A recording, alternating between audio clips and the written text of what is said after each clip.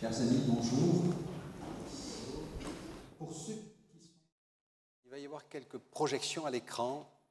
N'hésitez pas à venir, vous lirez mieux sur l'écran un certain nombre de choses. Moi, j'ai un écran devant moi, ça va très bien, j'ai une tablette, c'est parfait. Donc, n'hésitez pas à venir. Si vous arrivez à lire ça, c'est bon. Si vous n'arrivez pas à lire, je vous invite à venir. Sinon, on va fabriquer des lentilles exceptionnelles, mais ça, je vais vous en parler tout à l'heure. J'ai voulu mettre sur la table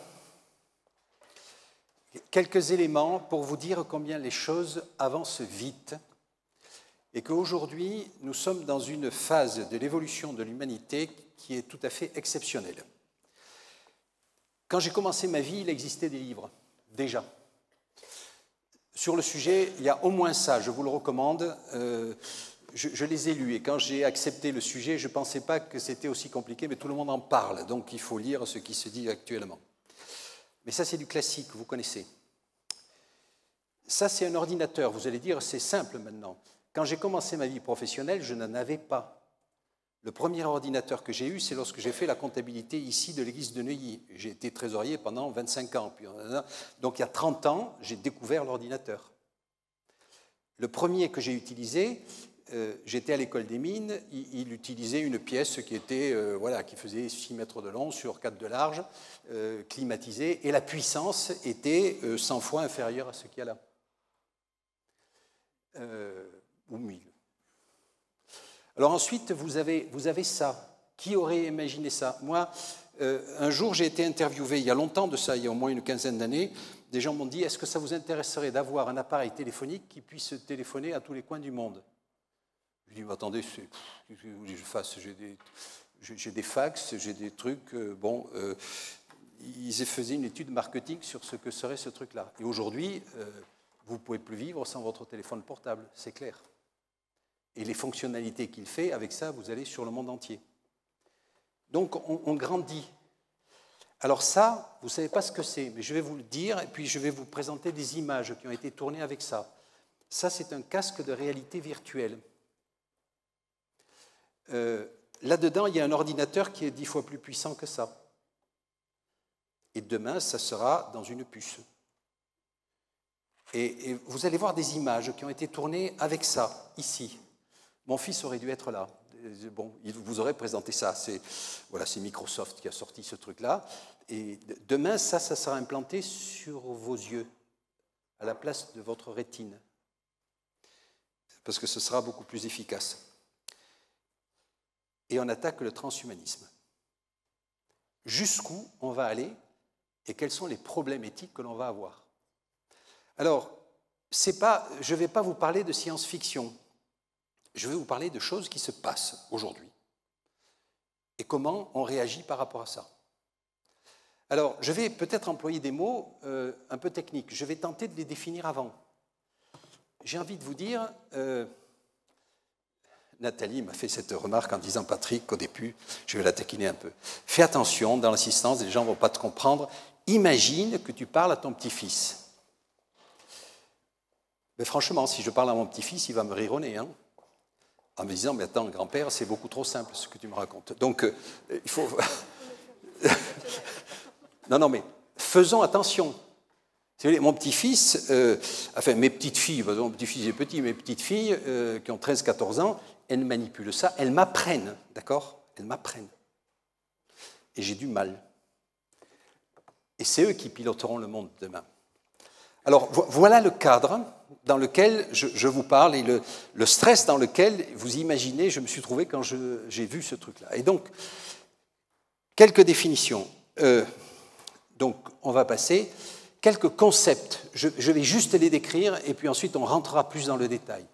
Mais il faut que vous le sachiez. Homo sapiens. Alors pourquoi Homo sapiens? Homo Deus, il y a un livre qui est sorti qui fait beaucoup de bruit en ce moment. Vous savez ce que c'est que l'Homo sapiens? Ça vous dit quelque chose? Oui. Dans le cadre de...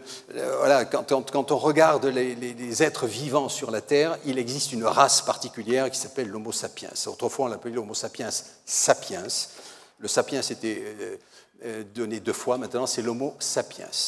Quelle est la particularité de l'Homo sapiens par rapport aux animaux qui nous entourent?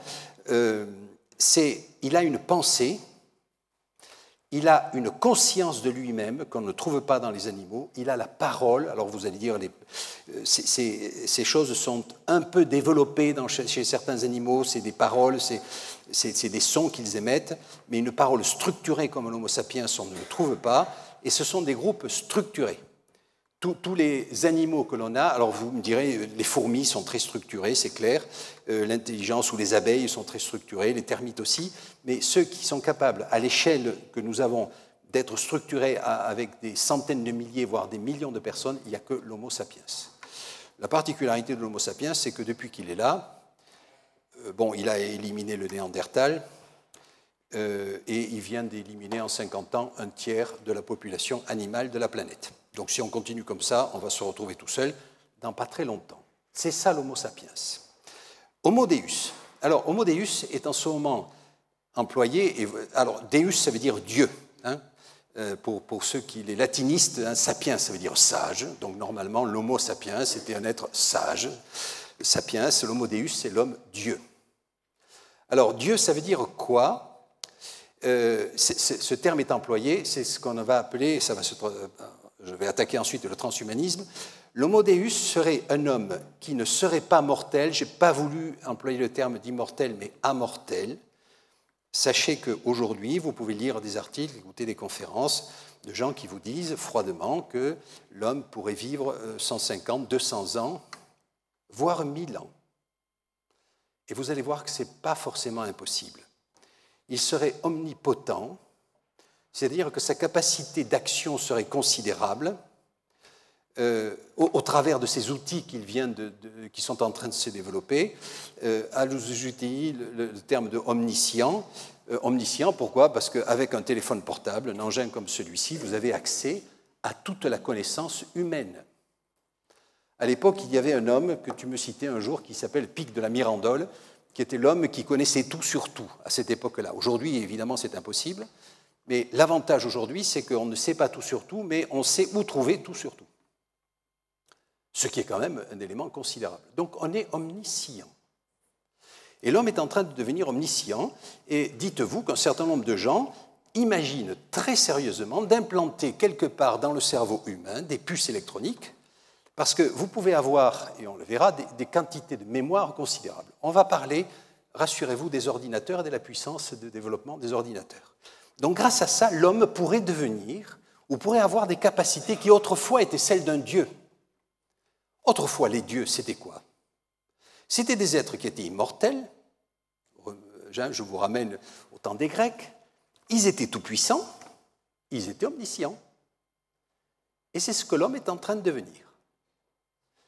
Alors, qu'est-ce que le transhumanisme? On appelle aujourd'hui transhumanisme une amélioration de l'être humain qui corrige les défauts de la nature. Aujourd'hui, on sait corriger des défauts de la nature. Quand on fait de la chirurgie génique, et on en parlera, on est en train de modifier les gènes que vous avez dans le corps humain. Donc la nature, quelquefois, vous a mis des gènes qui n'étaient pas bons. Prenons-en un, la mycoviscidose. Le jour où on arrivera à enlever ce gène de la mucoviscidose, à partir de ce moment-là, ou les gènes correspondants, eh bien, on aura amélioré l'être humain. Mais on peut aussi, l'améliorer. On l'aura guéri d'une maladie. Mais on peut aussi l'améliorer. Encore une fois, reprenons cet exemple, et puis ce n'est pas n'importe qui, c'est M. Edmond Musk, que vous connaissez certainement, l'homme qui a inventé PayPal, l'homme qui a inventé la voiture électrique Tesla. C'est quand même pas rien qui imagine très sérieusement d'implanter une carte mémoire ou tout au moins un ordinateur dans le cerveau des enfants. Vous commencez à voir que ça pose un problème éthique, mais avec ce truc-là, si vous avez une mémoire considérable stockée dans un petit truc, cet enfant aurait accès à des quantités d'informations tout à fait extraordinaires. Il deviendrait transhumain, supérieur à nous. Aujourd'hui, vous pouvez imaginer, et ça se fait, des appareils qui aident pour des gens à qui on a coupé une jambe ou coupé un bras. C'est très bien. Et vous avez donc des bras mécaniques qui obéissent à la pensée, d'ailleurs. Ça commence. C'est-à-dire, on détecte quels sont les réseaux qui, au niveau du cerveau, font que ça fonctionne. On voit où ça se localise et à partir de là, on va donner des ordres aux instruments qui sont dans la main. Mais si vous avez une main mécanique comme ça, elle peut avoir une puissance considérable. Vous pouvez équiper un homme on appelle ça un exosquelette, c'est-à-dire un squelette à l'extérieur de lui, manipulé. Ce qui fait qu'un homme pourrait soulever, non pas les 40 kilos qui commencent à me faire mal dans le dos, hein, quand j'étais jeune ça pouvait passer, maintenant ça ne passe plus, mais 200 kilos, 300 kilos, pourquoi pas? C'est absolument pas impossible. Donc, transhumain, post-humanisme, là on va plus loin, c'est l'existence d'une nouvelle race d'individus différents des humains bénéficiant des avancées des NBIC. NBIC, on va en parler, c'est nanotechnologie, biotechnologie, informatique et connaissances. Et donc, on peut imaginer, et ça se fait, et quand vous lisez les ouvrages d'aujourd'hui, ça pose une inquiétude considérable. L'homme a aujourd'hui la capacité de créer, si on ne le freine pas, une race nouvelle, qui vivrait 1000 ans, allez, j'exagère un peu, qui aurait une connaissance quasi infinie, une capacité de décision considérable, une intelligence considérable, et qui, du coup, nous considérerait, nous, comme pauvres Homo sapiens, comme une race inférieure. L'Homo sapiens avait vécu ça avec les Africains en son temps, hein, et avec le Néandertal en son temps. Donc, est-ce que ces post-humains seraient plus sympas avec nous que nous l'avons été vis-à-vis des animaux? Et vous comprenez que ça commence à poser des problèmes éthiques majeurs. Je ne suis pas dans la science-fiction et j'arrive. Donc, je vous ai posé le problème, ça va? Vous me suivez jusqu'à présent? Je poursuis. Alors, NBIC, souvenez-vous de ça. Il va falloir que vous... Il y a des concepts, alors ceux-là sont connus de mes petits-enfants, d'accord, donc ne soyez pas en retard, hein. Moi je le suis déjà un peu. Bon. N comme nanoscience, c'est l'étude et la manipulation des matériaux à l'échelle atomique. On sait faire ça aujourd'hui. On sait manipuler les matériaux à l'échelle atomique. Ça pose énormément de problèmes.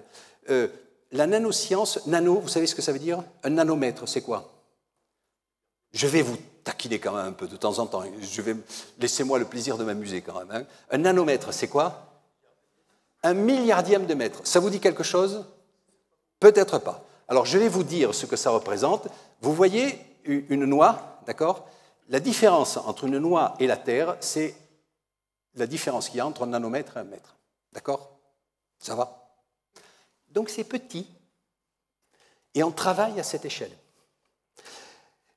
La biotechnologie, on sait aujourd'hui faire ce qu'on appelle un copier-coller. Maintenant, vous savez, hein, couper-coller, hein, en informatique, hein, je coupe, je colle des textes, là. Mais on sait le faire au niveau de l'ADN, avec un produit, avec un outil qui a été inventé par une Française d'ailleurs. Vraisemblablement, elle aura le prix Nobel. Ça s'appelle le CRISPR-Cas9. Souvenez-vous de ça, ça va être hein, comme MP3, c'est des noms qui vont... voilà. Et on sait donc qu'au travers de ça, couper l'ADN et coller les morceaux. Et donc rajouter, modifier l'ADN. Mais si on modifie l'ADN, on modifie la personne. Hein. On est d'accord? On sait faire. Alors on sait faire sur les animaux pour l'instant. Est-ce qu'on y arrivera pour les hommes? Je vous signale qu'on sait cloner beaucoup d'animaux. Vous vous souvenez? Le premier mouton qui a été cloné, on clone des vaches. On a décidé qu'on arrêtait le clonage des hommes. Vous êtes sûr qu'il ne se fait pas quelque part? Vous imaginez un dictateur qui fait un clone ou qui se fait faire un clone pour avoir un être qui va lui servir pour remplacer son cœur, ses jambes, son foie? On en est là, chers amis, on en est là. Informatique, big data. Alors là, on est en plein dedans. Hein. Alors, ils s'appellent les GAFA. GAFA. Vous avez déjà entendu parler de GAFA? Alors, vous avez la définition. GAFA, ça veut dire Google, Amazon, Facebook, Apple. Je rajoute M comme Microsoft quand même. Ça, c'est pour mon fils, mais généralement, on le rajoute parce qu'ils sont en train de venir là-dessus. Big data.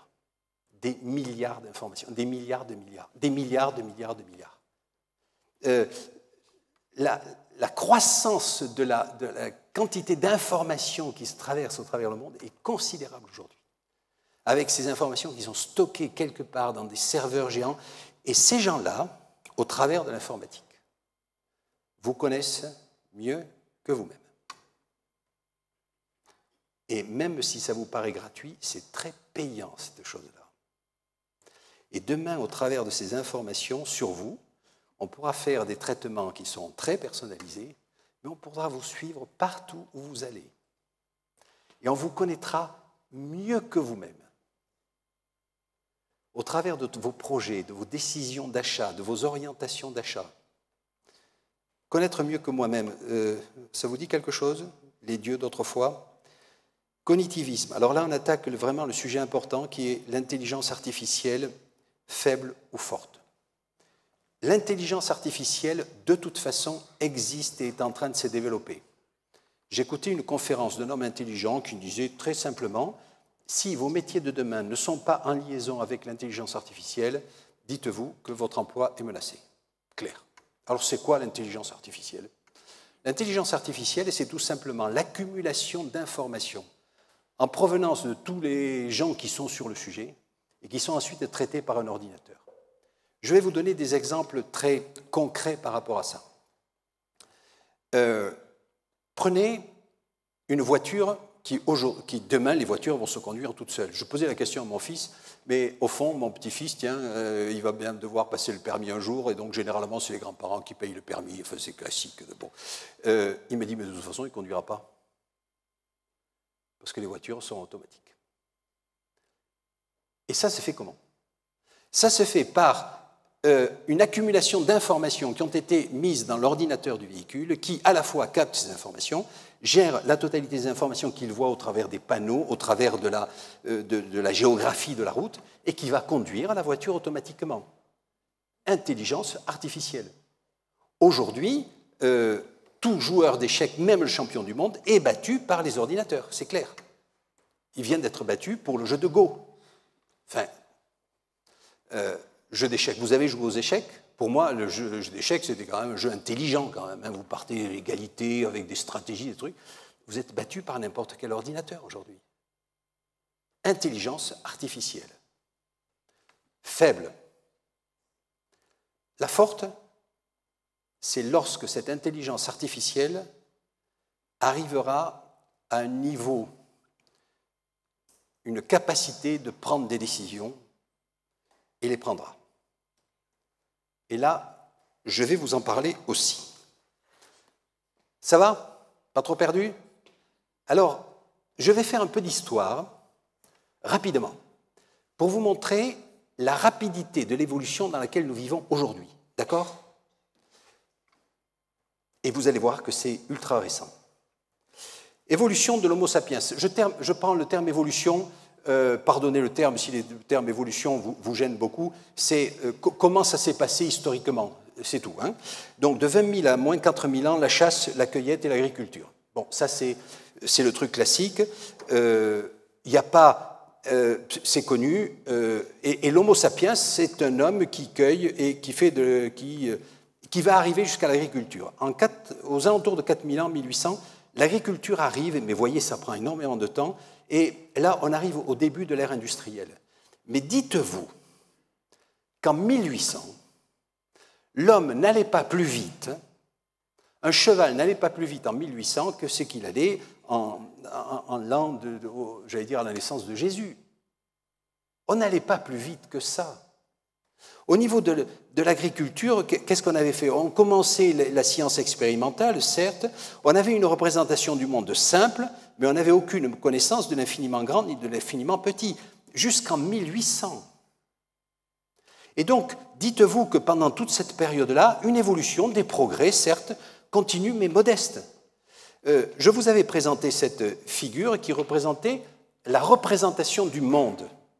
Voilà, du temps de Moïse, du temps du début de l'Église, vous aviez, voyez, une terre plate, vous la voyez, supportée par des colonnes, parce qu'il fallait bien qu'il y ait des colonnes, de l'eau en haut, de l'eau en bas, les luminaires, vous voyez, les étoiles, le grand luminaire, le petit luminaire, et au-dessus de ça, Dieu et les anges. Et en dessous, les démons. représentation du monde, qui partait de la réalité vue, qui était celle d'une Terre plate. Puisque quand vous allez dehors, si vous n'avez pas d'instrument, pour vous, la Terre est plate quand même. Là, on est plus loin. On commence à être vers les 1500, 1600, système héliocentrique, mais toujours avec une éthique qui est simple. Hein. Elle est définie par les religieux. Hein. Les religieux, ils savent, ils ont la connaissance, ils définissent, ça c'est autorisé, ça c'est interdit. Donc c'est assez simple. Et puis l'homme est tel qu'il est, la nature est telle qu'elle est. Et donc vous aviez le Soleil au centre avec toutes les étoiles. Et vous voyez toutes les planètes, et puis les étoiles fixes, vous voyez, c'est des points tout autour. La particularité aujourd'hui, c'est que la représentation du monde, elle est celle-là. Je vous l'ai présentée aussi. Il y a environ 13,8 milliards d'années, bon, c'est démontré, un départ qui pose un énorme problème aux scientifiques, aucun aux croyants que je suis, ni aux créationnistes que je suis, et l'univers est là où on est aujourd'hui. On analyse ce truc-là. On a quand même... la Terre est dans le système solaire, ça va, qui se trouve dans la galaxie, la Voie lactée. Il y a combien d'étoiles dans la Voie lactée? Ah, voilà, ils ne savent pas. Mais attendez, on a découvert l'infiniment grand. Je vais vous parler de l'infiniment petit, mais on va parler de l'infiniment grand. Il y a 100 milliards d'étoiles dans la Voie lactée. Et la Voie lactée, c'est la seule chose qui existe dans l'univers. Il y a 100 milliards de Voies lactées dans l'univers. Ça va? Ça va. Mais ça, c'est récent. Encore une fois, nous vivons des périodes tout à fait extraordinaires. Ces découvertes-là sont absolument récentes. Alors, 1800-1900, ça s'accélère un peu. L'ère industrielle, apogée du matérialisme, accélération de la croissance. Alors, je vais vous donner des éléments qui me paraissent caractéristiques et qui m'ont marqué. La première, c'est la croissance grâce à l'imprimerie. L'imprimerie fait que la connaissance peut se diffuser largement. On doit à Gutenberg quelque chose de considérable. Aujourd'hui, il y a des livres. Et même aujourd'hui, au XXIe siècle, je lis des livres parce que j'ai du mal à lire autre chose encore sur des écrans. Demain, ce sera peut-être différent. Il y aura une puce qui me le fera voir. Mais enfin, ça, c'est autre chose. Donc, Gutenberg. La deuxième, c'est la machine à vapeur. Ça ne vous dit rien, mais à partir de là, on va commencer à pouvoir aller plus vite. Aujourd'hui, je vous rappelle qu'avec 10 €, on a l'équivalent de la puissance matérielle physique d'un homme pendant 1 an. Et c'est tout ce qu'on avait comme puissance physique à l'époque, avant l'invention de la machine à vapeur. On travaillait la terre avec des hommes et avec des chevaux et avec des bœufs. Et c'est tout. Et aujourd'hui, vous avez des voitures qui font 300, 400 chevaux. Et ça, c'est dû quoi? À la machine à vapeur, le moteur à explosion, tout ce que vous voudrez. Mais c'est récent. À l'échelle de l'humanité, c'est tout récent. Et les antibiotiques? Quelle était la moyenne d'âge au moment de la Révolution?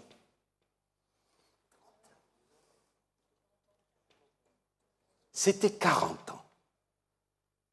Et donc, comme on avait 20 ans, à 20 ans, on héritait de ses parents.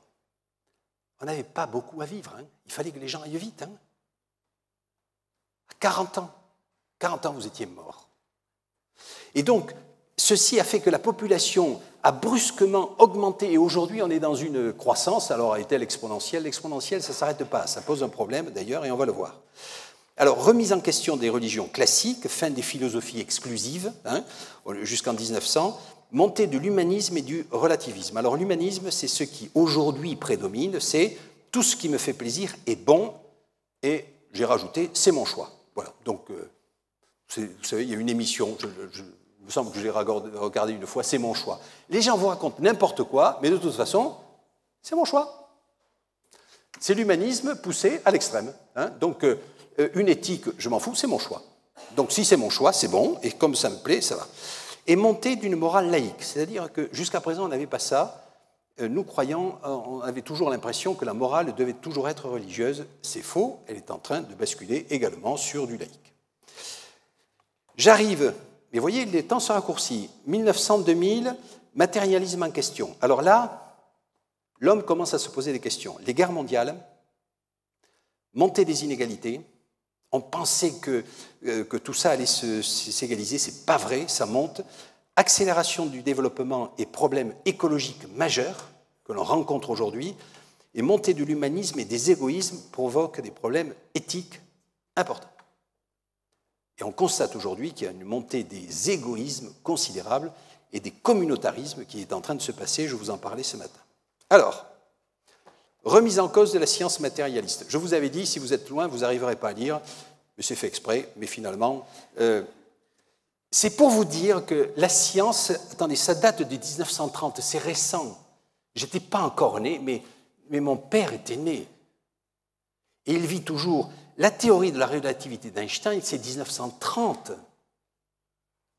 Alors, sauf pour les gens qui sont devant, c'est quoi l'équation d'Einstein? Vous la connaissez certainement, c'est peut-être la seule que vous connaissiez. Mais ça a révolutionné le monde, c'est E égale mc2. Vous savez ce que ça veut dire? C'est le truc, c'est effrayant, oui. Ça veut dire que l'énergie que vous avez dans ça d'eau, ça pèse, allez, 200 grammes. Vous avez, Einstein vous dit ça, vous avez suffisamment d'énergie là-dedans pour alimenter la France en électricité pendant un trimestre. Voilà. L'énergie, E, égale la masse, 200 grammes, multipliée par le carré de la vitesse de la lumière. C'est ça que dit Einstein. Ça date de 1930. Vous imaginez l'énergie de tout l'univers? Vous imaginez l'énergie du Big Bang? Vous imaginez l'énergie de notre Dieu créateur? Alors ensuite, vous avez des équations qui sont beaucoup plus... qui sont en train de nous dire, attention, ce que vous voyez au niveau de la physique corpusculaire n'est absolument pas ce que vous voyez au titre de ce que vous avez en tête.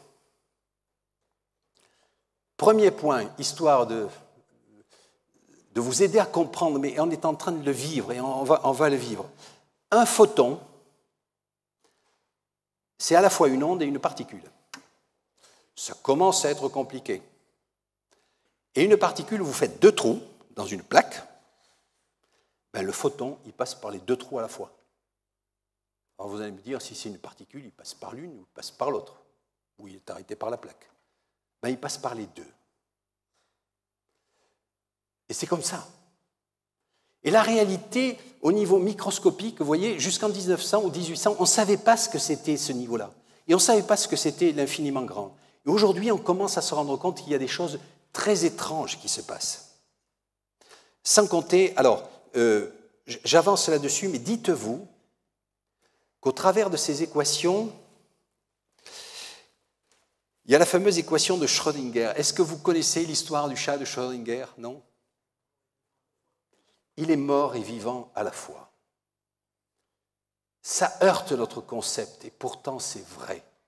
Schrödinger, grand physicien, qui a son équation, qui est là, donc apprenez-la par cœur, évidemment ça vous servira tous les jours de votre vie, dit la chose suivante. Imaginez une cage dans laquelle vous mettez un chat, le fameux chat de Schrödinger. Vous faites le vide absolu dedans, ce qui n'est pas possible. Enfin, imaginez, on appelle ça des expériences de l'esprit. Vous mettez là-dedans une pastille de cyanure qui est en équilibre, et si elle est touchée par une particule, elle va tomber, elle va tomber, elle va se casser, et le chat va être mort. Vous mettez également un produit radioactif dans la caisse. Et à partir de là, vous fermez la boîte. Question, le chat est-il mort ou vivant? Le fait que la particule que votre produit radioactif va émettre est un phénomène aléatoire. Donc vous êtes incapable de dire si le chat est vivant ou s'il est mort. Le seul moment où vous pouvez le dire, c'est d'ouvrir la boîte et vous regardez, vous constatez s'il est vivant ou mort. Vous allez dire, qu'est-ce que c'est que cette histoire farfelue? Bien, je vous signale que ce système-là est utilisé aujourd'hui dans les ordinateurs quantiques. Parce qu'on pense de manière habituelle qu'une particule est dans un état 1 ou un état 0. Hein. L'informatique n'a pas de secret pour vous. Hein. Le binaire 0, 1, ça va. Hein. Vous savez compter un binaire? Vos enfants savent le faire. Hein. On y va? 0, 1, 10, 11, 100, 101, 110, ça va? Eh bien, une particule est dans un état quantique, c'est-à-dire que vous ne savez pas si elle est en 0 ou 1. Et en fait, elle peut être dans tous les états à la fois. Elle n'a qu'une probabilité. Et donc, au lieu d'avoir 0 et 1, vous avez presque une infinité de positions possibles. Et vous pouvez stocker ça. Et vous pouvez manipuler un ordinateur quantique. Et il va des centaines, voire des milliers de fois plus vite qu'un ordinateur classique. Ça va? Est-ce que je vous ai perdu? Pas encore. Alors, maintenant, on va parler de l'évolution de l'Homo sapiens avec les NBIC. Je vous donnerai quelques exemples uniquement qui sont des choses... voilà. Il y a une chose que les futurologues n'ont pas prévue il y a 30 ans, vous savez, les gens qui font de la science-fiction, c'est l'arrivée de l'Internet. Personne n'avait prévu ça. Moi, j'ai vu les premiers... Voilà, j'étais en activité lorsque les premiers trucs d'Internet sont arrivés. Voilà, le premier Google qui est arrivé, j'étais effaré. Je me disais, mais qu'est-ce que c'est que ce truc-là? À quoi ça va servir? Et aujourd'hui, on ne sait pas vivre sans Google et sans ces moteurs de recherche. Montée de l'Internet. La puissance est considérable aujourd'hui. Hein. Ça va. Tous les objets deviennent de plus en plus connectés chez vous. Alors, objet connecté, on dit, bon, oui, c'est le réfrigérateur qui, un jour, va savoir s'il me manque de la salade ou du fromage. Attendez, ça c'est une anecdote, ça ne représente pas. C'est pas vrai. Enfin, c'est pas vrai. Si, ça arrivera peut-être un jour. Mais les objets connectés, c'est votre montre, qui demain est connectée, c'est votre téléphone portable, c'est vos vêtements, de plus en plus, c'est votre voiture. Si vous êtes en conduite automatique, c'est des objets connectés. Si les avions sans pilote, ça va arriver. Vous me dites, des avions sans pilote, c'est pas possible, jamais je monterai dans un avion sans pilote. Vous n'êtes jamais monté dans le métro, la ligne 14 ? La première fois, ça m'a fait drôle quand même, il n'y a personne dedans. Alors il paraît que la RATP a quand même mis quelqu'un, histoire de rassurer, mais maintenant il n'y a plus personne. Voilà, vous êtes devant et ça marche tout seul. La particularité, c'est que, bon, outre le fait qu'il n'y a pas de grève, mais ça, je ne rentrerai pas dans les histoires politiques, mais le fait est qu'il y a beaucoup moins d'accidents. Parce que la plupart des accidents, c'est des erreurs humaines. Alors on m'a posé la question, par exemple, une voiture sans conducteur, si elle a un accident, qui est responsable ? C'est pas moi, je ne conduis pas. C'est le logiciel ? C'est le constructeur ? Mais dans le logiciel, c'est qui a fait le logiciel ? Ça peut poser un problème de responsabilité, donc d'éthique. Mais en même temps, les défenseurs vous disent, mais attendez, avec des voitures connectées, normalement, il y a 10 fois moins, 100 fois moins d'accidents qu'avec des voitures classiques, parce que la plupart du temps, les accidents sont faits par les conducteurs.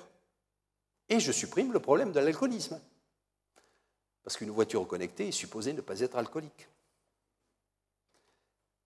Les accidents d'avion, c'est pareil. Hein. Ah oui, mais l'avion qui s'est posé sur l'Hudson, jamais personne n'aurait pu le faire, excepté ce vieux pilote chevronné. Vous avez raison. Mais combien d'accidents sont dus à des pilotes qui ont picolé trop, hein, faut le dire. Et donc, attention, les problèmes éthiques vont être des problèmes de société. Réalité augmentée, vous savez ce que c'est que la réalité augmentée ? Alors, je vais vous en donner un exemple tout de suite. Les imprimantes 3D, ça va ? Vous savez ce que c'est, les imprimantes 3D ? Vous avez peut-être vu ça, ça y est, ça se démocratise. Hein ? C'est le fait que vous imprimez, non pas sur un plat, hein, ça c'est imprimé sur une imprimante, mais en 3 dimensions. Donc vous construisez une maison avec une imprimante 3D. Et du coup, vous arrivez à construire une maison en des temps records. Vous arrivez à faire des pièces qui sont impossibles à faire autrement. L'ubérisation de l'économie, ça vous êtes en train de le vivre. Ubérisation, ça va ? Ubérisation, Uber, ça vous dit quelque chose ?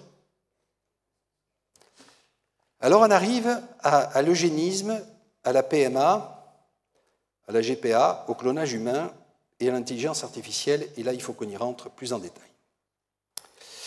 Alors, d'abord, les nanosciences. Donc NBIC, N comme nanoscience.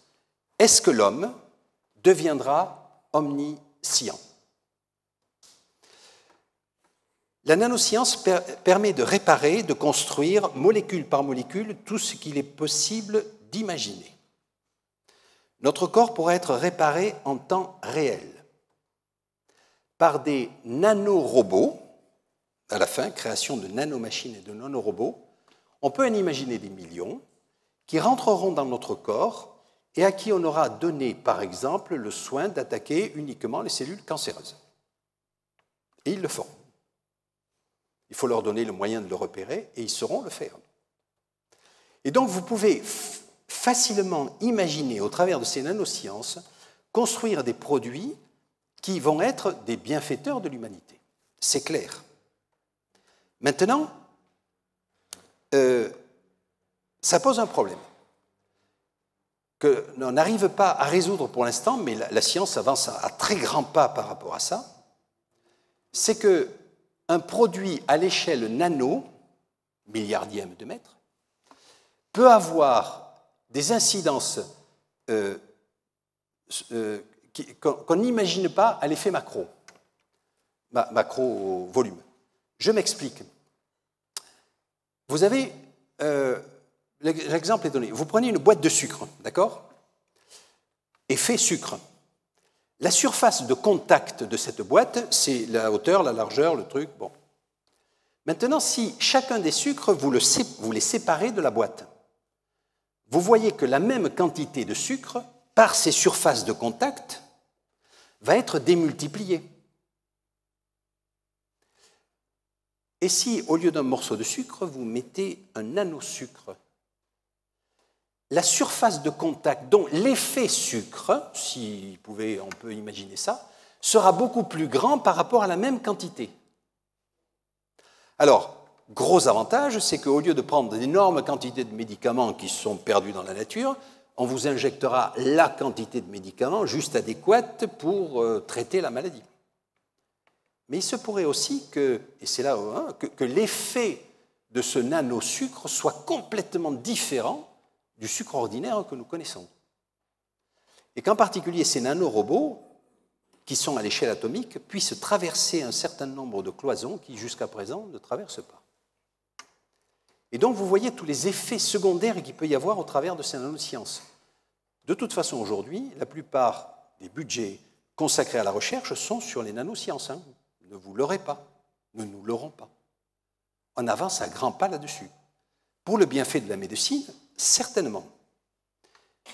Nanobiotechnologie. Alors là, je crois que ça devient plus sérieux, tout au moins sur le plan éthique. Le premier séquençage du génome humain, ça va quand je vous parle du séquençage du génome humain? Ça va, hein, l'ADN? Bon. Il a coûté 3 milliards de dollars, 3 milliards d'euros, le premier. Aujourd'hui, il en coûte 3 000. Bientôt 100.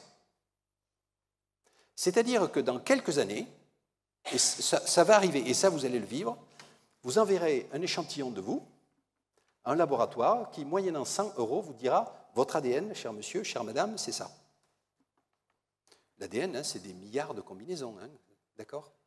Mais grâce à ces ordinateurs quantiques, à l'ensemble de ces ordinateurs, on arrivera à faire ça très rapidement. Et pas cher. Et donc, on vous connaîtra parfaitement. Et à partir de là, on pourra vous dire, attendez, vous avez le gène du, la bosse des maths, ou vous ne l'avez pas. Ou bien vous avez un don artistique, ou vous ne l'avez pas. Ou bien on a repéré les yeux bleus. Et là, ça peut commencer à gêner. Parce que, autant vous voyez que ces biotechnologies vont jusqu'à maintenant pouvoir déterminer quel va être... Alors, le sexe de l'enfant, ça, c'est facile.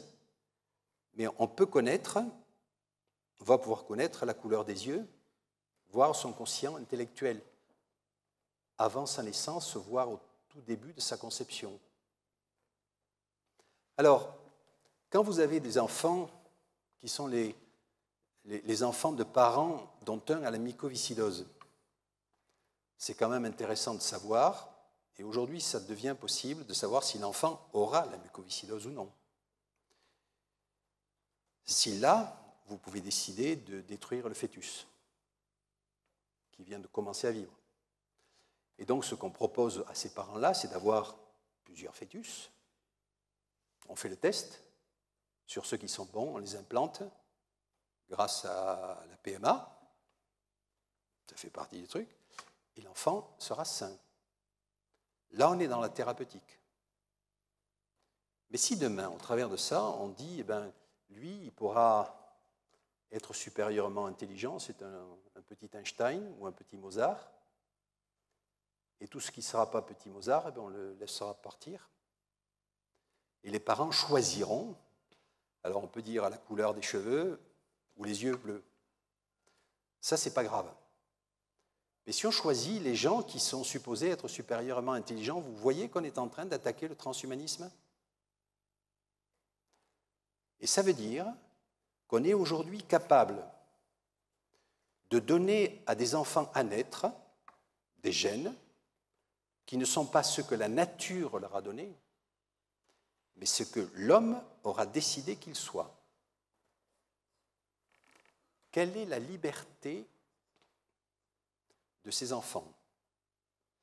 Alors, est-ce qu'un jour, ils vous reprocheront de leur avoir implanté le gène des mathématiques ou de la bosse des maths parce qu'ils n'en voulaient pas? Ou inversement, vous diront-ils, mais tu avais la possibilité de me donner la bosse des maths et tu ne l'as pas fait.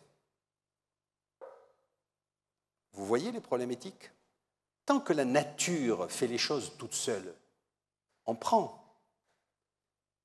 Mais une fois que c'est vous qui pouvez décider, derrière ça, c'est à quel prix?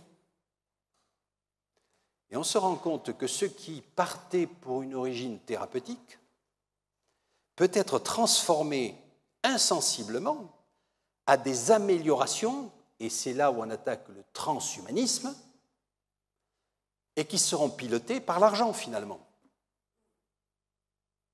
Et donc les riches seront plus intelligents, je résume évidemment, plus doués, plus forts, plus conscients, que les pauvres qui ne pourront pas l'être. Vous vous rendez compte les inégalités qu'on est en train de potentiellement créer?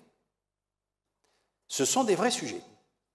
Et sachez, par exemple, et c'est un fait, vous allez sur Internet, vous pouvez y aller tout de suite si vous voulez, puisque vous pouvez, enfin je ne vois personne en train de vérifier que mes propos sont corrects sur Internet, tout au moins pour l'instant, tout au moins je ne vous vois pas, vous êtes discret. Calico est une société qui a été créée par Google, dans laquelle il a investi, si je me souviens bien, 2 à 3 milliards de dollars, c'est quand même pas rien. Le but, c'est rêve de l'immortalité, c'est-à-dire de tuer la mort. Voilà. Mon but, dit-il, guérir toutes les maladies et tuer la mort. Alors vous allez dire, c'est un rêve fou. C'est un rêve d'homo deus, ça. Mais en même temps, c'est un rêve dans lequel des gens investissent 3 milliards d'euros quand même. C'est qu'il doit y avoir quand même quelque chose derrière. Et il y a quelque chose derrière. Alors d'autres, bon, informatique, big data. Big data, ça va? Big data, big, gros. Alors data, vous savez ce que c'est les data? Si mes petits-enfants étaient là, ils vous feraient la leçon. Hein. Les data, c'est les informations que l'on prend partout. D'accord? Big data, c'est la masse énorme d'informations. Chaque fois que vous allez sur Internet, vous avez un petit logiciel qui vous repère. Ah tiens, madame, elle est allée voir les sacs, et on va la taquiner, les sacs Hermès. Ah! Donc chaque fois qu'elle va aller sur Internet, elle va voir sur sa recherche sur Calico, par exemple, un petit sac Hermès sur le côté. Voilà, histoire de l'embêter un peu. Et vous ne pouvez pas le faire disparaître. C'est parce qu'elle vous a repéré. Oui, justement. Non, c'est pas à toi, c'est pas à vous que je m'adresse. Bon, mais attendez. Aujourd'hui, vous passez devant un magasin. Vous arrêtez devant, allez, une belle robe. Évidemment, je vais vous taquiner, vous, mesdames. Savez-vous qu'il y a des logiciels qui vous regardent et qui disent, tiens, cette dame a 25 ans, 30 ans, 40 ans. Ils peuvent le repérer facilement. Elle a regardé pendant un certain temps. Elle a regardé cette robe, cette couleur, elle a fait la moue, ou elle a eu un sourire satisfait. Voilà donc un client potentiel, ou non. Comme elle vous a repéré au travers de votre passage, Demain, vous allez recevoir une publicité sur cette belle robe. Alors vous allez me dire, mais la reconnaissance faciale, c'est tout à fait extraordinaire, parce qu'au travers de ça, on va repérer tous les voleurs, tous les assassins qui se baladent. Très bien, grâce au big data, parfait. Mais on va également savoir partout où vous êtes, et votre intimité, et à partir de cela, mais où est ma décision? Parce que la décision peut vous être donnée par ces big data, en disant, en fait, vous avez une penchant à vous regarder ce genre de truc, donc je vais vous inciter à acheter ce genre de truc. Vous pouvez me dire, je suis toujours libre d'acheter ce que je veux. Très bien. Vous avez déjà discuté avec des hommes de marketing, non? Je vous invite à le faire. On peut influencer la décision des gens. On ne va pas prendre la décision à votre place, mais on peut l'influencer. Sachez que demain, lorsque vous prenez une décision, on sait les parties de votre cerveau qui sont allumées. Et on sait repérer ça au travers. Et on sait quand vous prenez la décision. On sait faire. On sait aujourd'hui, je vous l'ai dit, manipuler des bras mécaniques implantés sur des personnes, non pas sur les influx nerveux qu'ils envoient, mais sur les influx nerveux qui sont dans leur cerveau et qui font, en disant « je veux bouger la main », eh bien ça fait marcher un certain nombre de mes neurones, on peut détecter le fonctionnement et décider à partir de là que c'est ça que vous voulez faire. Donc la main virtuelle, la main bien réelle, mais pas connectée à votre corps, on la fait manipuler par des robots, des machins qui sont à l'intérieur et à qui on va faire ce geste. Ça existe. Alors, réalité augmentée, je vais vous présenter quelque chose. Ordinateur quantique, je vous en ai dit 2 mots. Et je vous montrerai ce qu'on peut faire avec les ordinateurs quantiques qui sont des milliards de fois plus puissants que les ordinateurs classiques. Vous n'en aurez pas chez vous, hein, pour l'instant, parce qu'il faut le zéro absolu, ou quasiment, pour les faire fonctionner. Il ne faut absolument pas de particules, hein, le chat de Schrödinger. Hein, s'il y a une particule, pof, il tombe, il s'arrête. Donc, il est à moins 273,16 degrés Celsius. Donc, vous n'aurez pas ça encore chez vous. L'ordinateur quantique, c'est une puce qui est grande comme ça. Hein. C'est pas plus, hein. Bon, par contre, il faut une pièce, les 3/4 de cette pièce pour faire le froid correspondant. Mais ce n'est pas plus grand que ça. Hein. Je vais vous dire tout ce qu'on peut faire avec. Alors, perte de la vie privée à cause des GAFA, hein, les fameux GAFA que vous connaissez maintenant. Voilà. Et les robots vont-ils tuer le travail? Parce que, prenez une usine automobile. Vous avez tous vu Charlie Chaplin, les temps modernes, ça va? Bon, aujourd'hui, ça n'a plus aucun sens. Hein. Tout le travail de serrer les écrous des roues de voiture, c'est fait par des robots. On peut imaginer, savez-vous que dans une usine automobile, aujourd'hui, le temps de travail effectif d'un homme, combien faut-il d'heures pour fabriquer, alors j'avais le chiffre en tête, une Clio, aujourd'hui? Vous prenez le nombre de Clio qui sont sortis dans l'usine, vous le divisez par le nombre d'heures d'employeurs, ça fait combien par Clio? Ça fait 7 heures. Et qui peuvent être faites par des robots. Alors du coup, ça pose un problème. Mais ça, c'est vrai également pour les travaux de comptabilité. Vous savez, les trésoriers ont du souci à se faire. Hein. Demain, ça peut être fait entièrement automatiquement. Les gens qui travaillent dans les banques, vous savez, au niveau de l'accueil, c'est vous qui faites le travail maintenant pour eux. Vous rentrez vos chèques, vous rentrez vos trucs, vous faites des dématérialisations complètes.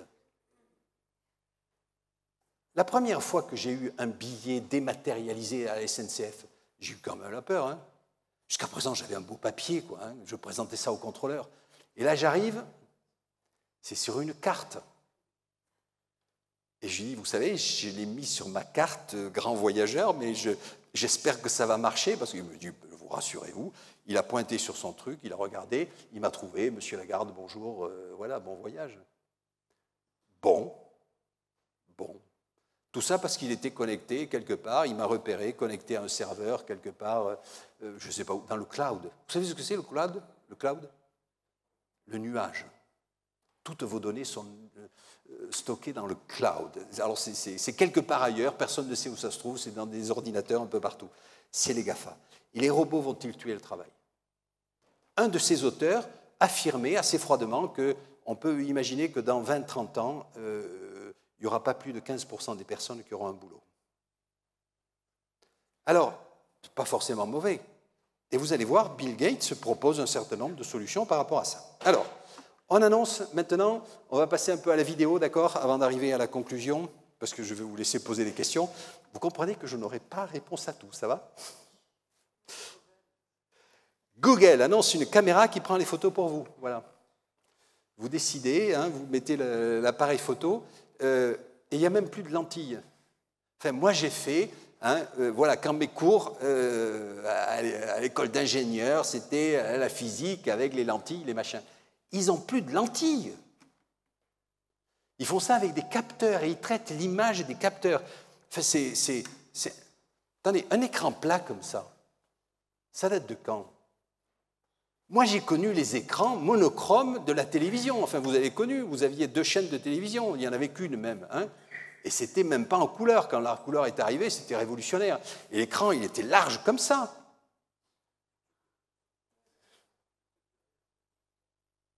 Mes premiers écrans d'ordinateur, c'était des écrans, vous vous souvenez? Ils étaient comment? Vert et noir, vous vous souvenez? Ça vous dit quelque chose? Une antiquité. Vous voyez la rapidité d'évolution qu'on est en train de vivre?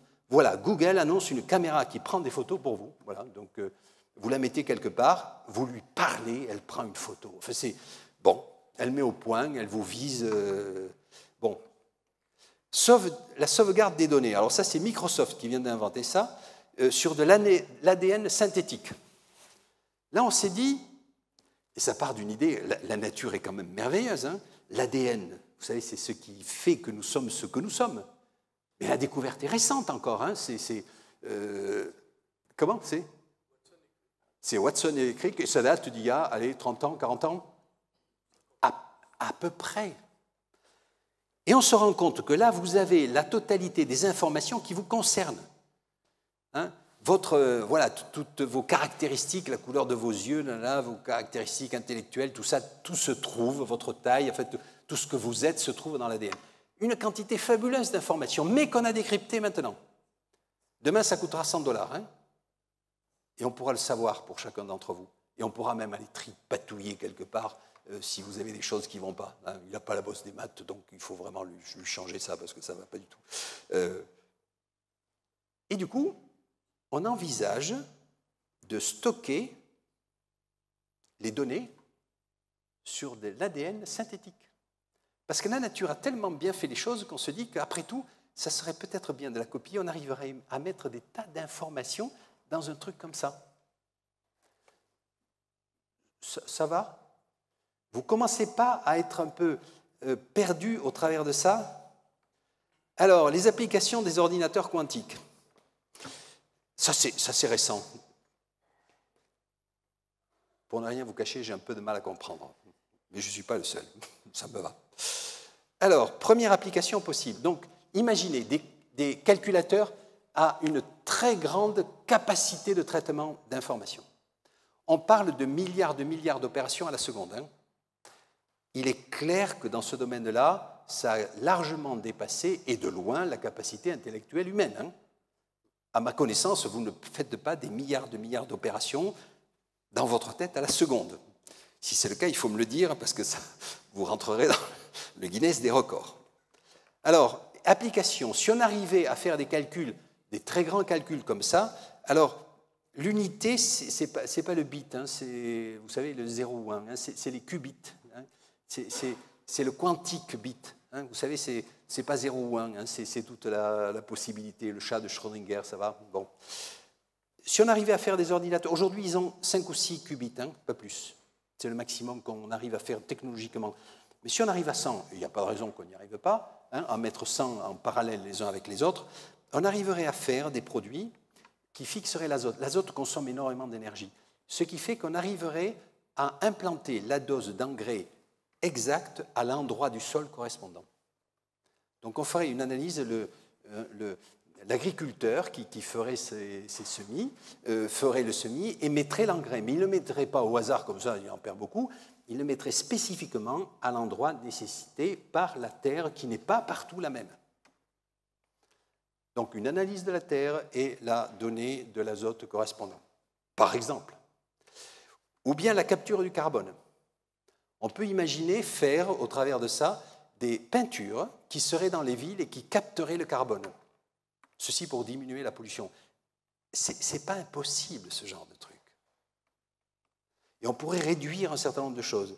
Des matériaux totalement innovants que l'on n'arrive même pas à concevoir aujourd'hui parce qu'on utiliserait ces fameuses nanotechnologies.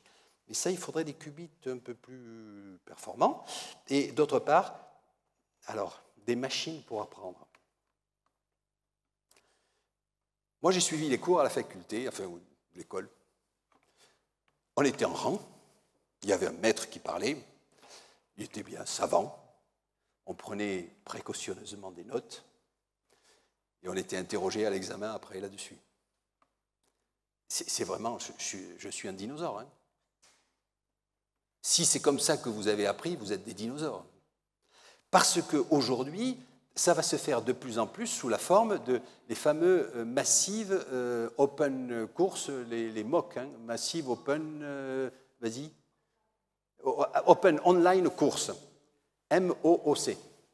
C'est-à-dire des cours qui vont être donnés en ligne, avec lesquels vous allez pouvoir écouter ce que dit le prof, mais en même temps, l'avantage, c'est que vous pouvez réinterroger le cours, le écouter une deuxième fois si vous n'avez pas bien compris. Pas cette conférence, hein, je ne ferai pas la deuxième fois le même truc. Et à partir de là, apprendre au travers de ceci. Et vous faites répéter la machine autant de fois que vous n'avez pas compris. Et vous remarquez combien chacun peut du coup avancer à son rythme, mais ça veut dire que tout ceci va permettre de faire ça. La problématique, c'est que les machines aujourd'hui commencent à apprendre aussi. Et on attaquera l'intelligence artificielle. On me dit toujours, oui, une machine, elle ne fait que répondre ce qu'on lui a dit de faire. Voilà, dans cet ordinateur, vous avez effectivement des logiciels qui répondent tels que les hommes l'ont voulu. Très bien, sauf que les plus performantes interrogent l'environnement et apprennent de cet environnement. Vous voulez un exemple concret ? Vous suivez la bourse de temps en temps ? Enfin, si vous ne suivez pas, vous faites bien, parce que c'est... Aujourd'hui, quelle est l'unité de temps de la bourse ? Autrefois, vous savez, c'était les gens qui... La corbeille, hein, vous vous souvenez de la corbeille, hein, les gens autour de la corbeille, hein, et puis disaient « j'achète, je vends, j'achète, je vends ». Enfin, voilà, et puis quelqu'un rassemblait les achètes et les vends, et puis on faisait ça. Aujourd'hui, ça se fait de manière totalement électronique, c'est fini ce truc-là, et tout, c'est la nanoseconde. Mais la nanoseconde, c'est très précis, et donc il faut être proche. Donc vous avez un ordinateur central, c'est plus au Stock Exchange de New York, hein, à Wall Street, c'est quelque part en banlieue, et tous les ordinateurs se sont rassemblés à côté parce que la nanoseconde, c'est peut-être 10 mètres, si vous voulez, donc il ne faut pas être trop loin de l'ordinateur central qui prend les décisions. Et donc, au travers de ceci, lorsque une décision est prise, il va falloir répondre dans cette nanoseconde. Et le premier qui répond va gagner un peu plus que les autres. Et c'est les logiciels qui le font. Et comment font-ils ? Ce sont des logiciels qui lisent la presse en temps réel. Et donc, c'est assez problématique, parce que vous lancez une fausse nouvelle. Allez, Microsoft annonce des résultats trimestriels moins bons que prévu. Et vous faites en sorte que vous ne soyez pas le seul à le faire, mais que plus ça soit repris par un certain nombre de journaux. Immédiatement, ces journaux sont lus par les ordinateurs. Ils comprennent ce que ça veut dire et ils vendent des actions Microsoft. Mais ils le font dans une nanoseconde. Si vous apprenez que Microsoft se casse la figure et que vous vendiez vos actions Microsoft, c'est un jour après, au mieux, 1 heure, 10 minutes, si vous êtes perdu. Les ordinateurs ont décidé avant vous. Ça se vit, hein ? Le problème, c'est que s'ils font tous pareil. Alors, les robots. Voilà ce que dit notre ami, qui c'est lui ? Bill Gates. C'est quand même pas rien. le patron fondateur de Microsoft. Voilà, ça c'est ce qu'il dit sur les robots. Vous savez, les robots qui vont supprimer les emplois. Et c'est une problématique. Alors, tu peux lancer la vidéo là ou c'est moi qui le fais? Right now, if a human worker does, $50,000 worth of work in a factory, that income is taxed. Aujourd'hui, un homme fabrique des pièces et ça coûte, ça génère 50 000 € de taxes. Mais si vous mettez un robot, il n'est pas taxé. Les taxes, c'est les taxes sociales. Hein, ça, pour les employeurs, vous voyez ce que je veux dire. Hein. D'accord. Et qu'est-ce qu'il dit? Eh bien, prenons cette opportunité, dit-il, pour que les robots fassent le boulot, mais que les hommes s'occupent soit des personnes handicapées, soit des personnes âgées, soit qu'on les mette à l'enseignement. Et qu'on fasse de l'empathie pour les hommes, parce que ça c'est très particulier, un robot ne pourra pas le faire. Et donc, ce qu'il envisage, c'est que les hommes aident les autres hommes. Donc, si vous pouviez prendre ce travail de tous les hommes, les faire faire par des robots, et que vous utilisiez ces ressources pour enseigner les enfants, vous seriez nettement en avance.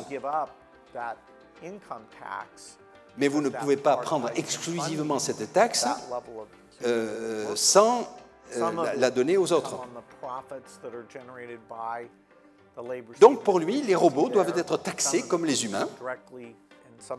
Et ce serait une taxe robot, et vous en avez peut-être entendu parler de cette fameuse taxe robot.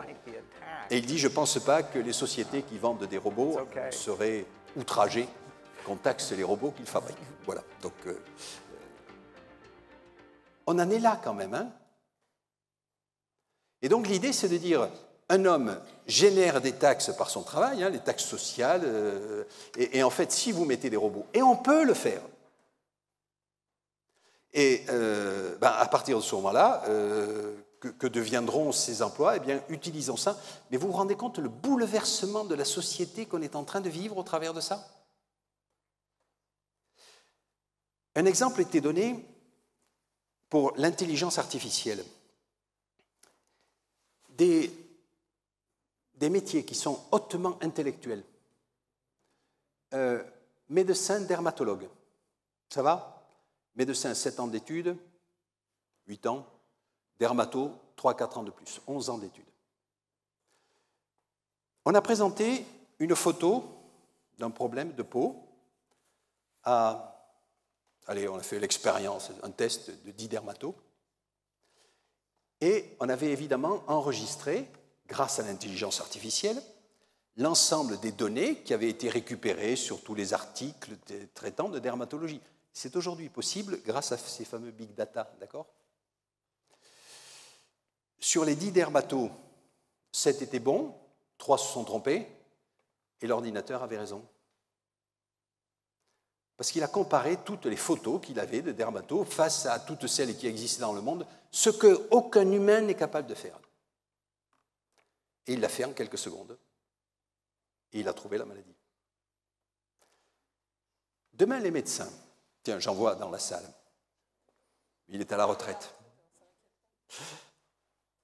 Demain, un médecin, il m'en parlait d'ailleurs, Marc m'en parlait en me disant, mais attends, aujourd'hui, le Vidal, vous savez, le Vidal, c'est l'ensemble des...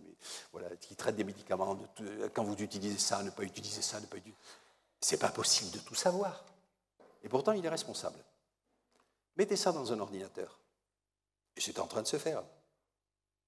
Toutes les incompatibilités seront décrites. C'est-à-dire que lorsqu'il donnera son ordonnance, il peut avoir immédiatement, attendez, ça c'est incompatible avec ça, par exemple. Mais surtout, il aura votre ADN. Et l'ordinateur, ayant votre ADN, vous dira, attendez, il y a tel type de médicaments qui conviennent à votre ADN et d'autres qui n'existent pas.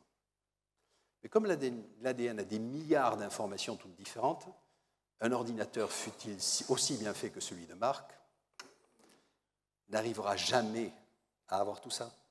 Un ordinateur, ce n'est pas un problème.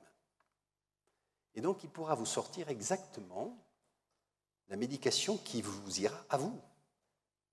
C'est fantastique, non? peut y avoir des problèmes derrière ça quand même. Hein. Ça s'adressera à qui? Aux riches ou aux pauvres? Alors, ici, on attaque un sujet où Pierre s'est déplacé, mon fils s'est déplacé. Il est venu ici. Vous reconnaissez l'église? Ça va? Il a utilisé ça. Lunettes. Lunettes intégrant, comme je vous le disais, un ordinateur là-dedans. Et donc, la vidéo que vous allez voir, les 3 thèmes que vous allez voir ont été faits avec ça. Je vous expliquerai après à quoi ça peut servir dans le civil. Ça, c'est lourd, hein, c'est gros, ça pèse 1 kilo. Dans 3 ans, ça pèsera 100 grammes. Et ça sera implanté sur vos lunettes, voire dans votre rétine. Alors, vous allez voir ce qui se passe. C'est étrange. Je voulais qu'il soit là et que Timéo, mon petit-fils, manipule ça. C'est assez amusant, c'est bluffant. Voilà. Donc, j'ai mis ces lunettes sur mon père, hein, 97 ans. Voilà, il y avait ça, et puis à côté de lui, il y avait, vous savez, le vieux téléphone, vous savez, à cadran comme ça, qui a enchanté mes petites filles en disant « Mais qu'est-ce que c'est que ce truc-là? Un téléphone, vous savez, avec gling, qui fait des... » Elles n'avaient jamais vu ça. Mais il n'y a même pas des boutons. Non, c'est clac, bon. Tu lances la vidéo, première vidéo, reconnaissance de l'environnement. Donc avec ça, il reconnaît l'environnement. Dites-vous qu'il y a un ordinateur qui va détailler cette église, d'accord? Et qui va la rentrer de manière virtuelle. Vas-y. Alors, voyez ce qu'il fait avec son doigt. Toc. Vous voyez ce qui se met sur les bancs? Toutes ces figures qui se font là? À travers de ça, il reconnaît les volumes, d'accord?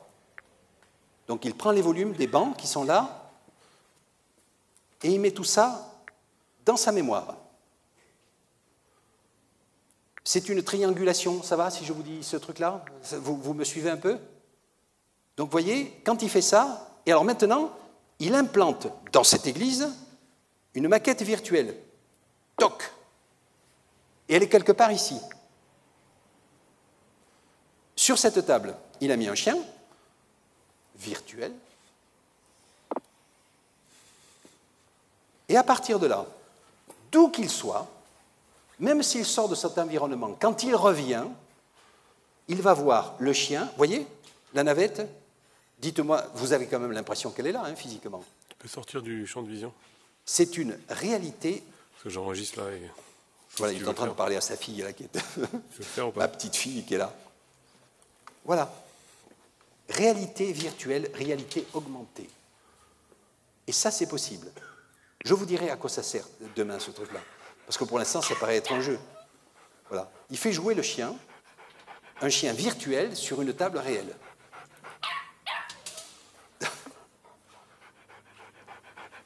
Bluffant quand même, hein? Vous sortez de la pièce, vous revenez, elle est toujours là. Vous imaginez l'électronique qu'il y a là-dedans, qui a mis, parce que c'est ça qui s'est passé, elle a mis dans son ordinateur l'emplacement exact géographique après le truc qui a été fait, à cet emplacement, ce qui fait que si vous vous mettez là, vous la voyez ici, si vous vous mettez là, vous la voyez là. Mais en fait, elle n'y est pas. Ce n'est qu'une réalité qui est quelque part, des dessins qui sont quelque part dans l'ordinateur de cette machine et qui vous font croire qu'elle est présente. Mais vous pouvez tourner autour. Ça va? Je vais vous dire à quoi ça sert, parce que ça paraît... Qu'est-ce que c'est que ce truc-là? Deuxième truc. Alors ici, c'est le soleil. Et donc, dans l'église, il a implanté une image du soleil. Vous voyez le soleil qui est là au milieu? Et tout autour, vous avez les planètes. Et donc, tu lances la vidéo. Donc, il a fait ça ici. Voilà le soleil. Vous reconnaissez le soleil? Donc, il pointe avec son truc ici. Il va aller sur la planète rouge. Toc. Et à partir de là, on va voir. Vous voyez, il tourne autour. Et ça reste fixe, hein?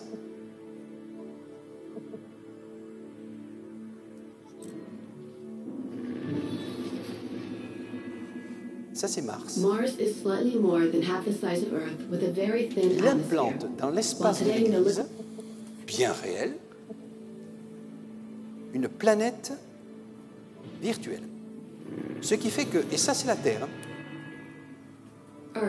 Voilà la Terre. Alors, c'est des ensembles de photos qui ont été prises au travers de satellites qui tournent autour de la Terre et qui sont représentées ici. Ça va? On ne voit pas les colonnes. Attendez, par rapport à la représentation du monde que nous avions il y a même 200 ans, vous vous rendez compte de l'écart qu'on est en train de vivre aujourd'hui? Troisième application. Alors là, toujours pareil, l'Église, mais là, il va transformer la réalité. C'est-à-dire que vous avez une réalité et il va vous la transformer. Alors, suivez, tu lances le... Il crée un trou dans le mur, ici. Et derrière le trou, c'est comme si vous étiez dans un hublot d'avion. Alors, il le supprime. Regardez, il fait 3 hublots sur ce mur-là. Toc, un premier hublot. Vous voyez derrière, on est dans un avion là. C'est un deuxième hublot. Toc. Je vous assure que quand il fait un trou comme ça dans le sol, et que vous avez ce casque, vous tournez autour. Jamais. Pourtant, vous dites, attendez, le sol, il n'y a jamais eu de trou dans le sol. Eh bien, vous tournez autour. C'est tellement réaliste. Regardez, il a fait un trou dans la table. Vous n'y mettez pas les verres de Sainte-Seine. C'est quand même donc une réalité virtuelle qui se crée au travers de ça. Et tout ça se trouve quelque part dans un logiciel de ce casque. On peut donc l'implanter. Demain, ça sera implanté sur mes lunettes, parce que ça peut se faire, et ça se fait aujourd'hui sur des casques militaires. L'utilisation. Alors, première utilisation pacifique, mais vous voyez qu'on commence à revenir sur des trucs alors très pratiques. Vous n'avez jamais démonté comme moi un réacteur d'avion, ça se comprend. Donc, quand vous démontez un réacteur d'avion, ça doit se faire dans un ordre très très précis, d'accord? Je démonte ça, et puis il faut que je remonte ça, mais puis après je démonte ça, et ainsi de suite. Et donc, normalement, vous avez la procédure à suivre, et vous cochez chaque fois que vous avez fait, et quand vous remontez, vous cochez chaque fois. Rien ne prouve que vous ne vous trompez pas. Avec un système comme ça, vous mettez votre casque, vous arrivez devant le réacteur, et vous voyez marqué « Démonter cet écrou », et il s'allume en rouge. Vous le démontez physiquement. Une fois qu'il est démonté, il a repéré que vous l'avez démonté, il dit maintenant vous démontez cet écrou. Et vous le démontez. Et ainsi de suite. Et une fois que vous avez réparé, vous remontez et vous suivez la logique. Et si vous vous trompez, il vous dit non, tu as oublié celui-là. Ce qui fait que lorsque le réacteur est livré, il est livré avec la traçabilité des actions qui ont été menées dessus. Ça va? Et donc, vous ne pouvez pas vous tromper avec ça.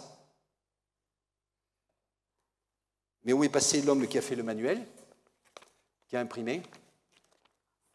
Alors vous avez des informaticiens derrière ça. Et c'est là où la transformation, elle, se fait, dites-vous, à toute vitesse. Toute vitesse. Aujourd'hui, les avions ne sont pas construits avec des plans. Moi, j'ai vu le Concorde se construire, et il y avait des plans qui étaient grands comme ça. Les Français mesuraient en centimètres, en millimètres, les Anglais en pouces et en millipouces, et ils n'ont jamais voulu passer au centimètre, peu importe. Donc vous aviez des tables de conversion énormes. Attendez, c'est fini. Aujourd'hui, les avions se construisent avec des objets comme celui-ci, des réalités virtuelles. J'en arrive à la fin. Évolution de l'Homo sapiens, omniscient. Cognitivisme. Alors ça, l'intelligence artificielle faible. Faible. Robot. La loi d'Asimov, ça vous dit quelque chose? Alors, vas-y. Exact.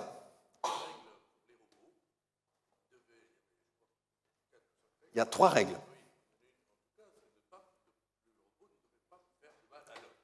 Alors, première loi d'Asimov, qui est un auteur de science-fiction, tu as raison, sur les robots, un robot ne doit pas faire de mal à l'homme, par une attitude positive ou par une non-attitude. Deuxième loi, le robot doit toujours obéir aux ordres humains,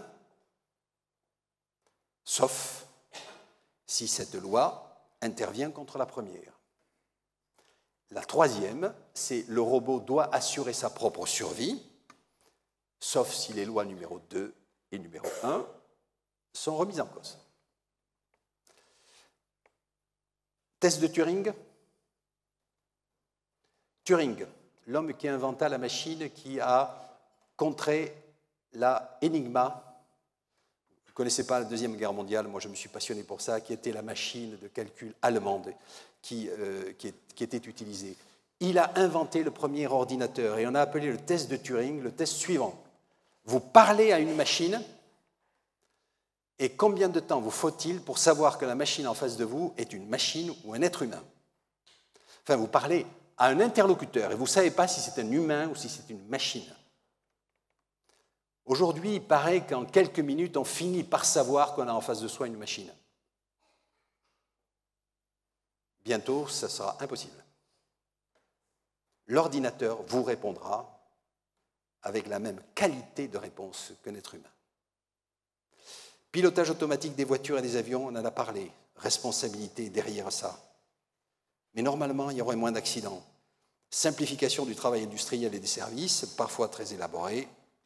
Interprétation des radios médicales, on en parlait. Demain, interpréter une radio, désolé, il faut faire appel à un ordinateur. Hein. Il en aura vu plus que le meilleur des radiologues, c'est évident. Et son test sera plus. La justice, tiens, 80% des affaires de justice, ce sont des affaires simples, sur lesquelles les juges passent un temps fou, les greffiers passent un temps fou, et on est en train de mettre tout ça en machine. Et donc on prend toute cette histoire de la justice, ce qui fait que lorsque le juge se trouvera devant un cas, l'ordinateur lui dira, dans 95% des cas, la réponse est ça. On fera avancer largement la justice. Et les juges pourront se consacrer à d'autres tâches plus intelligentes. Alors maintenant, intelligence artificielle forte. L'intelligence artificielle forte, c'est lorsque la machine, ayant appris, pourrait finir par prendre des décisions toute seule. Et si elle prend des décisions toute seule, la troisième loi d'Asimov, comme elle va devoir assurer sa survie, elle va donc lire tous les livres de science-fiction qui disent que le meilleur moyen de ne pas avoir l'intelligence artificielle forte, c'est de débrancher les robots. Et donc elle va le savoir. Et la première des choses qu'elle va faire, c'est de tuer tous les humains qui risquent de la débrancher. Vous allez dire, Patrick est en plein délire. Alors il est en plein délire, sauf que des gens comme Elon Musk, vous connaissez? Ça va? On en a parlé. Stephen Hawking, l'équivalent de Newton en Angleterre, hein, l'homme des trous noirs, voilà. Bill Gates, ça va aussi? ont écrit un article qui a été suivi sur les robots tueurs, capables de prendre seuls la décision de tuer. Aujourd'hui, on est face à ce problème. Les drones, vous voyez ce que c'est? J'aurais pu en apporter un, mais je crois que tout le monde connaît un drone. C'est quand même assez impressionnant. Vous lancez un drone ici, il repère le truc, il ne va pas se cracher contre les murs. Hein. Il le repère et il s'en éloigne. Enfin, c'est assez étonnant. Vous lui dites tu pars et tu reviens, il part et il revient. Enfin, bon, la capacité est quand même considérable. C'est toujours de l'informatique. Aujourd'hui, les drones sont armés. La France a décidé d'armer ces drones. Jusqu'à présent, c'était des engins d'observation. Quand vous armez un drone, ça veut dire que quelque part, à des milliers de kilomètres de là, un homme assis confortablement dans un fauteuil est capable de tirer et d'aller détruire, alors on va dire, des djihadistes, histoire de rassurer la conscience de tout le monde. Le problème, c'est que jusqu'à présent, la décision de tirer est prise par un homme. Rien ne n'empêche, aujourd'hui, physiquement, que la décision de tuer ou de tirer soit prise par le robot lui-même. Donc on enfreindrait la première loi d'Asimov. C'est tellement plus commode, ils observent en permanence, on leur a dit, si vous voyez quelqu'un qui a été repéré comme, et puis si vous le repérez quelque part tout seul dans la nature, vous avez le droit de tirer. Et donc il va prendre la décision de tirer. Et là, où est la responsabilité éthique? Parce qu'on va dire, bon, tant qu'ils tirent sur des djihadistes, bon, c'est des assassins, on va faire le truc. Mais le jour où ça sera piloté par des gens qui diront on va tuer, on va tirer sur, alors je vous taquine, sur les adventistes, parce qu'ils ne me plaisent pas. Tous les drones nous tireront dessus. Qui prendra la décision? Personne. Prendront la décision tout seul parce que ce sont des empêcheurs de tourner en rond. Vous comprenez que j'exagère le propos. Mais laisser des drones tueurs tout seuls en présence ou sous la responsabilité d'un gars qui s'appelle Kim Jong-il II, il semblerait qu'il en existe, vous savez, dans la zone de séparation entre les deux Corées. C'est-à-dire des armes automatiques qui tireront sur la première personne qui se présente. Des drones tueurs. Elon Musk, Stephen Hawking et Bill Gates ont dit il faut arrêter ça à l'échelon mondial. On est sur l'intelligence artificielle forte, hein, des robots qui vont finir par apprendre. Et attendez, ils peuvent apprendre beaucoup plus vite que nous. Hein. Ce qu'il y a, c'est que pour l'instant, ils n'ont pas de sentiments, ils n'ont pas de conscience. Mais finalement, quand vous lisez ces livres-là, une des questions qui se pose sur le plan éthique, c'est quoi avoir de la conscience? Certains vous disent que la conscience, c'est la capacité qu'on a de tous les neurones dialoguent entre eux. Mais des neurones qui dialoguent entre eux et la capacité du nombre de neurones, on sait demain les avoir au niveau d'un ordinateur. Donc, est-ce qu'un ordinateur n'aura pas l'intelligence? Certainement, ils commencent à l'avoir. La conscience, c'est autre chose. Et Stephen Hawking dit réussir à créer l'intelligence artificielle. J'ai rajouté forte parce que c'était l'intelligence artificielle, elle est en marche. Ne vous leurrez pas. On ne l'arrêtera pas. C'est en marche. Donc Stephen Hawking dit réussir à créer une intelligence artificielle forte, je rajoute, serait un grand événement pour l'histoire de l'homme. On créerait une machine aussi intelligente que l'homme. Et il rajoute, il n'y a pas le point d'interrogation, c'est une erreur de ma part, mais ce pourrait être aussi le dernier. Et il n'est pas fou cet homme, hein. Il est malade, mais il n'est pas fou. Il n'a qu'une idée, hein. Il faut que l'humanité trouve une planète de secours. Hein. Je me demande s'il croit encore à l'humanité, lui. Mais voyez jusqu'où ça va. Et là, ça commence à poser des problèmes éthiques. Parce que l'homme ne sera plus capable de tout maîtriser. Il croit tout maîtriser. Alors, les problèmes qui sont derrière ça. Les Anglais appellent ça « from chance to choice ». Jusqu'à présent, votre naissance, ce que vous êtes, est dû à la chance. Je vais dire au hasard.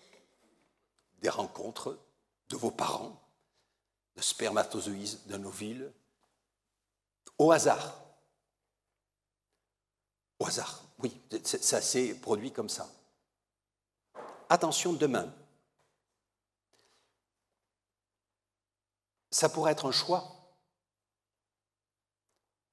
Demain, vous pourrez choisir la couleur de cheveux de vos enfants. Vous pourrez choisir s'ils ont la bosse des maths ou non. Et voyez qu'on passe de la chance sur laquelle on ne peut rien. J'ai un enfant qui est né dyslexique, le hasard. Il est né trisomique, je l'accepte tel quel. Demain, mais attendez, vous aviez le choix et vous l'avez laissé vivre. Voyez les problèmes éthiques que ça peut poser, à la fois à ceux qui choisissent de faire ou de ne pas faire. Monter des inégalités, un transhumanisme pour les riches, parce que les riches pourront, les autres ne pourront pas.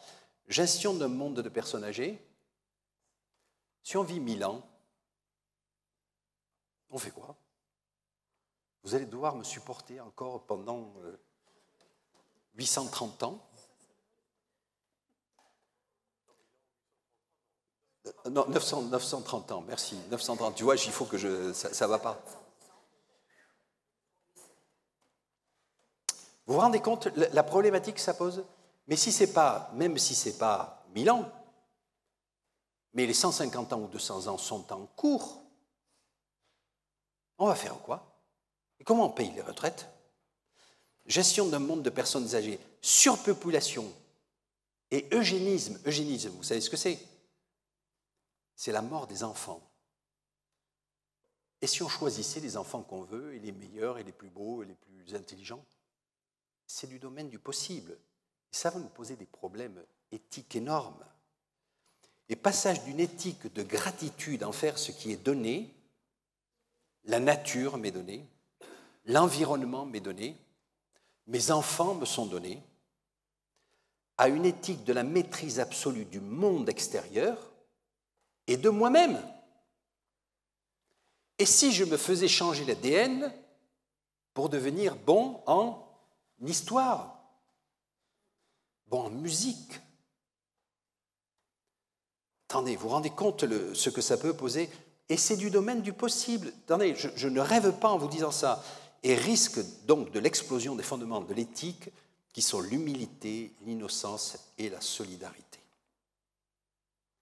Parce que face à la nature, on est humble. Mes enfants sont nés comme ça, je suis né comme ça, je m'accepte comme ça. Innocent, je suis innocent de cette chose-là. Demain, je ne serai pas innocent de la naissance de mes enfants ou des capacités de mes enfants. Et solidarité, parce que du coup, comme tout le monde est dans la même situation, je suis solidaire des gens qui sont autour de moi, qui eux ont eu des accidents de la vie, d'autres en ont eu, d'autres n'en ont pas, et donc je suis solidaire. Je vous renvoie à la parabole du bon samaritain. Mais demain, pourquoi je serais solidaire de toi? Pourquoi tu n'as pas choisi de ne pas être malade? Et donc du coup, vous voyez ce fameux « from chance to choice ». Et du coup, ce qui était jusqu'à présent, chance, c'est le hasard. Hein? Donc du hasard de la vie. Alors effectivement, nous, ça nous pose des problèmes par rapport à l'existence de Dieu, par rapport à ça. C'est-à-dire que lorsqu'on fait le choix, on est en train, alors je ne sais pas jusqu'où il faut poser la réflexion, mais de nous mettre à la place de Dieu.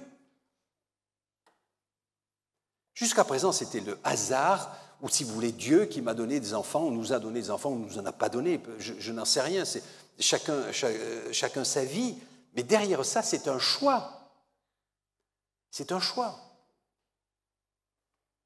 Quelqu'un me disait récemment, on n'est pas loin de la capacité d'implanter un utérus chez un homme.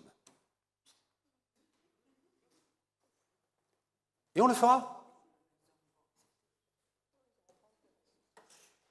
Demain, vous aurez la capacité d'avoir un clone. Voilà. Voulez-vous un clone? Ce serait bien pratique, c'est ça. Et du coup, on risque ce qu'on appelle l'hybris. Hybris, ça vous rappelle quelque chose? C'était un mot employé par les Romains. L'hybris, c'est la démesure. L'homme est en train, et je reviens sur le titre de cette conférence, l'homme est en train de devenir Dieu. Il devient immortel, ou amortel, si immortel vous gêne. Il commence à devenir amortel, il commence à devenir tout-puissant, il commence à devenir omniscient. Et il va mieux vous connaître que ce que vous connaissez. Alors, les orientations à prendre d'urgence, ça c'est une proposition qui n'engage que moi. Mais Bill Gates et Stephen Hawking et Edmund Musk aussi disaient ce qui nous paraît étrange, c'est que l'humanité ne prenne pas conscience plus vite des dangers que nous sommes en train de courir aujourd'hui face à la montée de ces NBIC sur le plan éthique. Dit aux États-Unis, on commence à en penser parce que les fameux GAFA sont chez eux, mais chez nous, pour l'instant, peu de monde en parle. Alors, pour l'instant, parce que je peux vous dire que le nombre de livres qui sortent aujourd'hui sur le transhumanisme, voire le post-humanisme de demain, post-humanisme, c'est des gens qui seront 10 fois plus costauds que vous, 10 fois plus intelligents que vous. Bon. Alors, interdire ce que ces gens proposent, et je pense que c'est raisonnable, c'est interdire. Mais le problème, c'est qu'il faut l'interdire au niveau mondial. Et ça, c'est difficile, parce qu'en Corée du Nord ou en Chine, vous demandez à des Chinois, est-ce que vous êtes prêts à faire quelque chose pour avoir des enfants plus intelligents? Vous avez 80% des parents qui vous disent oui. En France, vous n'en avez que 20% pour l'instant, qui préfèrent le chance plutôt que le choice. Interdire l'augmentation pour demeurer dans la thérapeutique. Je soigne, je change les gènes pour arrêter la mucoviscidose. Je ne change pas les gènes pour avoir la bosse des maths. Deuxième chose, créer une régulation forte internationale, par exemple, empêcher le clonage humain. Mais un jour, on va le voir ça. Vous allez entendre une information, les Chinois ont sorti un clonage humain, ou en Corée du Nord, on a sorti. Empêcher l'eugénisme, autre que thérapeutique, je vous en ai parlé. Utiliser ces ressources pour générer de la justice sociale et non la croissance des inégalités par l'argent.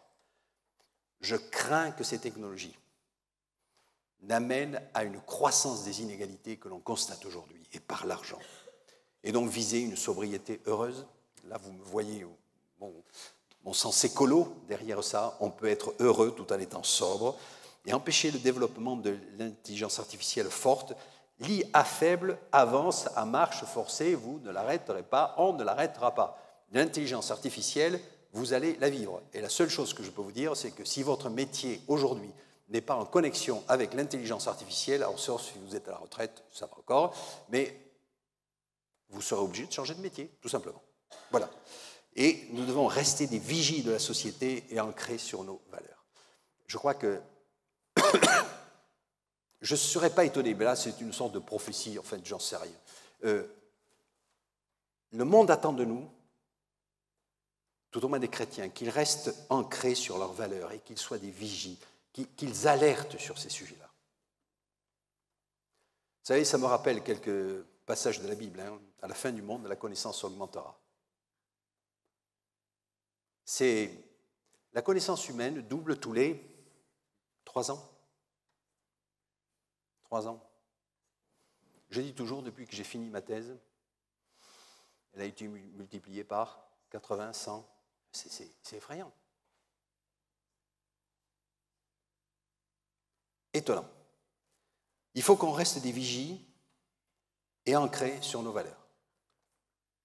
Voilà, nos enfants seront confrontés, et nous allons être, me semble-t-il, nous confronter, parce que vous avez vu, hein, je suis entre 2000 et 2050. Hein. En 2050, beaucoup d'entre vous seront encore présents. Moi, j'aurai 100 ans et plus, donc je ne serai plus là. Mais en 2050, beaucoup d'entre vous seront là. Et beaucoup de ces choses se seront passées. Peut-être d'autres que nous n'aurons pas vues venir pour l'instant, mais quand vous voyez tout ça et la vitesse à laquelle ça se produit, comment sera le monde? Et surtout, comment seront les inégalités? À nous de faire quelque chose. Voilà, je vous remercie de votre attention et j'en ai terminé.